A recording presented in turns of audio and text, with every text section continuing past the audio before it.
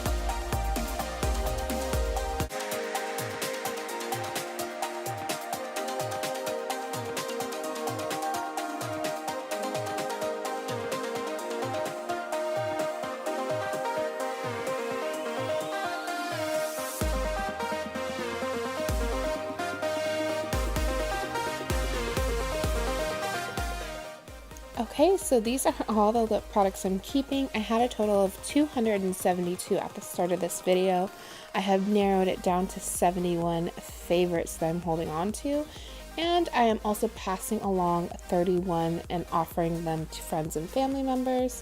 Some of my favorites are the Bite Amuse Bouche line. I like their liquid lipsticks. I like their bullet lipsticks. I also love Blackmoon Cosmetics and Limecrime, as you guys can see. And honorable mention, Give Me Glow liquid lipsticks as well. They're a cute indie brand and they have great formulas. So for the most part, when it comes to those 170 that I'm throwing away, a lot of them are expired. A lot of these lipsticks are from 5 or 4 years ago. And trust me guys, I got a major headache afterwards smelling so many of them.